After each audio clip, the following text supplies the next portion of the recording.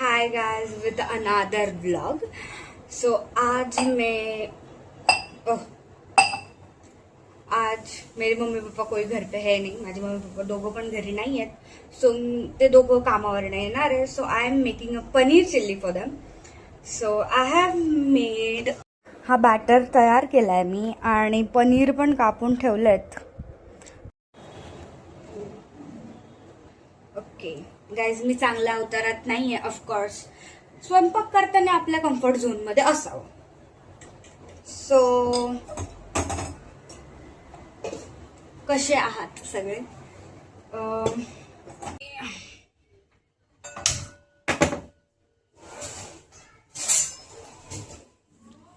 Guys, आणि paneer chilli ही कोणाला आवडत नाही असे कोणीच माझ्या तरी ओळखीत नाही की यार मला पनीर चिल्ली आवडत नाही. So please guys, show some love for this blog. आणि कोण आहे जे कच्चं पनीर खायला आवडतं? नॉट फॉर जिम, असंच कच्चं पनीर.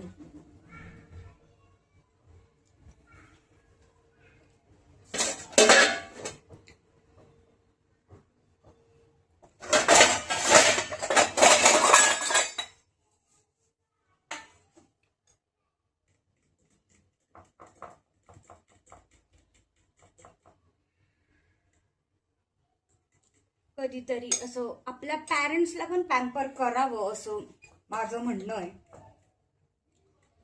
जर पॅरेंट आपल्याला पॅम्पर करताय तर आपलं पण we should not name the responsibility और duty.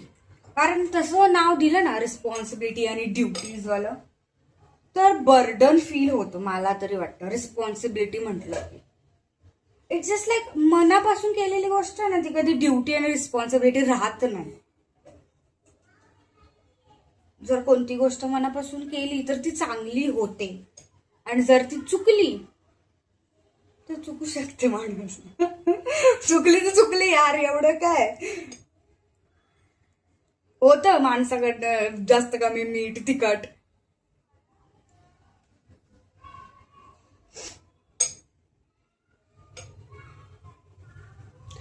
Guys, this I have learn from my mother की टेम्परेचर असं चेक करता डायरेक्ट टाकायचं नाही. This is my unlock pattern of moms.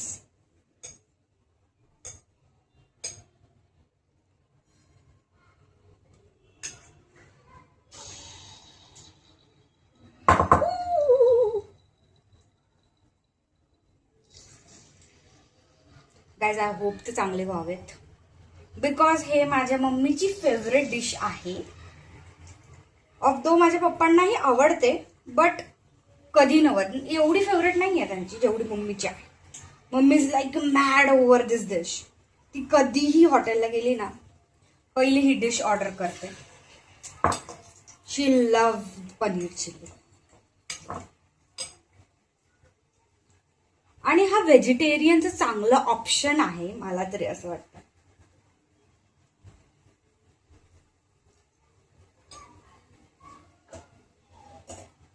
भाज्या खातात but paneer is like paneer. म्हणजे paneer is paneer only but पनीरला तोड नाही आहे रे कसली. म्हणजे तो कोणत्याही मसाल्यामध्ये आपण मिक्स करू शकतो. राजे तुटायला नको.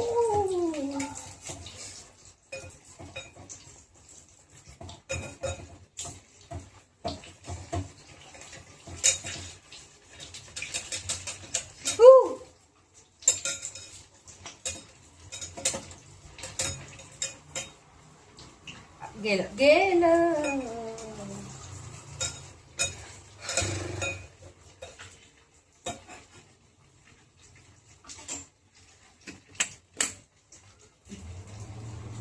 सो हे होत आहेत, होऊ दे त्यांना.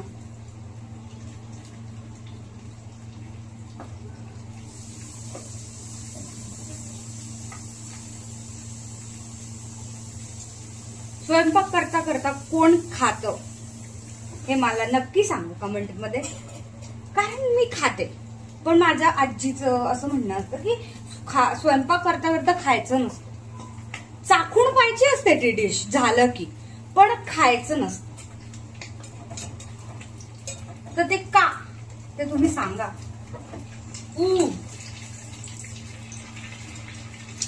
लागतं यार, काहीतरी मंच लागतो. तेवढा गरमीत बनवायचं. Hats off to those moms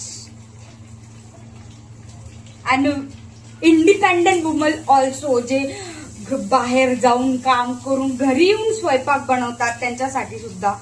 guys, this is, हे असं वाटतं फक्त पुरुषांना काय स्वयंपाकच तर आहे, तुमच्याकडनं मीठ कसं काय चुकू शकतो.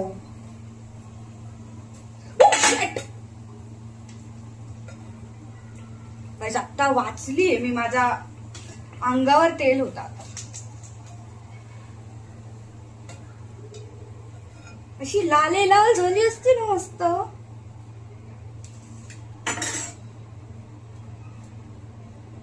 झपाटा बोलो बेन, पटापटा आवरा. टाइम झाल्यावर टाइमाची किंमत असते गाईज. ह्या गोष्टीवर मी खूप ओरडा खाल्लाय की तुला टाइमाचा कदर नाहीये, गोष्टी टाइमात झाल्या पाहिजे. हे आय डू बिलीव्ह, पण माझ्याकडनं पाळलं नाही जात, ती गोष्ट वेगळी आहे. मी खूपदा ट्राय करते to be everything on time, to be punctual, but मी तर मी आहे, चुकणार.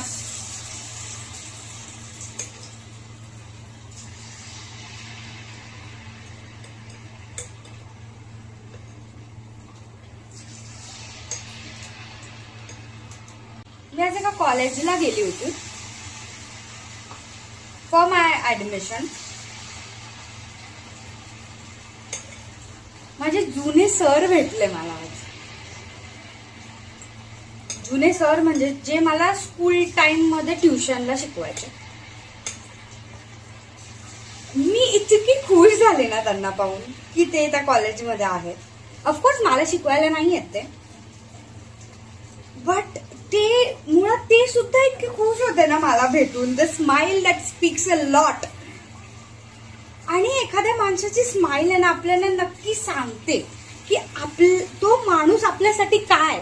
जेव्हा भेटतो ना, whenever we meet that person, just see how the person smiles and look at you. त्याच्याने कळतं की how pure he wants to meet us, और the way he see us or his point of view towards us. हे खूप खूप कळतं त्या एका स्माइलने. ऑफकोर्स स्माइल लोकांच्या वेगळ्या पण असू शकतात, बट मला इतकं छान वाटलं त्या सरांना. फक्त 2 मिनिटाची भेट होती ती, फक्त 2 मिनिटाची, कारण ते बिझी होते, त्यांचा मीटिंग चालू होतं. पण जे जुन्या लोकांना भेटून ते असं बरं वाटतं ना की यार नाही, तो मोमेंट एक स्पेशल होता, किंवा त्यांच्यामुळं काहीतरी मेमरी क्रिएट झाली आहे, किंवा त्या मेमरीचं पार्ट आहे, किंवा त्यांनी आपल्या लाईफमध्ये काहीतरी इम्पॅक्ट पाडलाय. That feels different guys.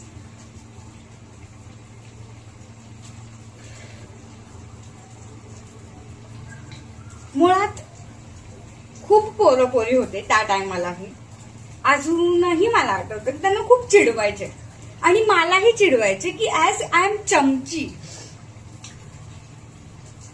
But ते दिवस होते यार. तो फेज असतो स्कूलचा जो आयुष्यभर सोबत राहतो, आणि त्याला कोणताच व्यक्ती कधीच विसरू नाही शकत. School time was very best of mind. मी बॅकबेंचर होते.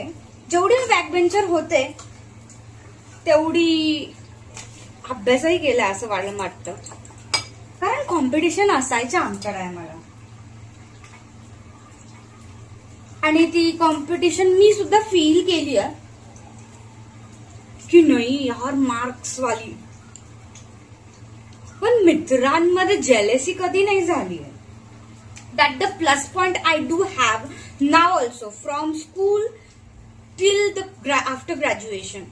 माझे जेवढे पण फ्रेंड्स आलेत ना माझ्या लाईफमध्ये, म्हणजे I always stay in a group. I don't have the dual or just 3 wala person. I also have that group also, but mostly I stay in a group. But group मध्ये असताना to stay with the right people, that is something that कसं express करणार त्याला, की चांगल्या व्यक्तींसोबत राहणं सुद्धा एक ब्लेसिंग असते, की त्यांच्यामुळे पण एक इम्पॅक्ट पडतो आपल्या लाईफमध्ये, की आपल्या आजूबाजूचे लोक आपल्याशी कसं वागतात किंवा दुसऱ्यांशीही आपल्या समोर कसे वागतात ह्याचाही इम्पॅक्ट पडू शकतो आपल्या लाईफवर. ह्या गोष्टी पण मी शिकलीये. कॅमेरा जवळ काही नाही, फक्त हाय तर कर, ते बघ ना.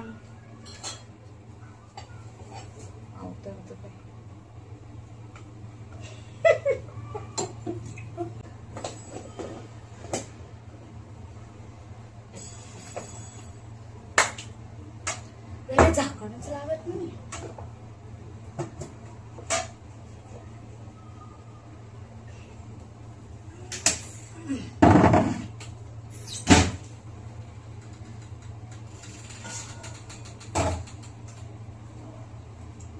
आत्ता कढई पडली असती.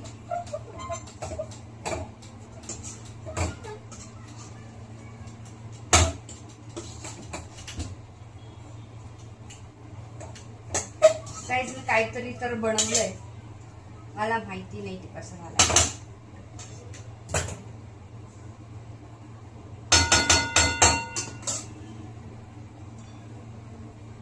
असं काहीतरी बनवलं आहे मी. सो बघू आता कसं लागतं या लोकांना. गाईज मी बनवलं. Let's see what's the reaction. Mummy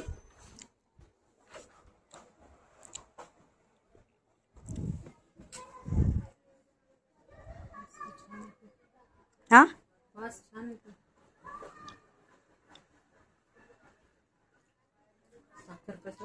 साखर नाही टाकली, मध टाकलंय. चुका काढून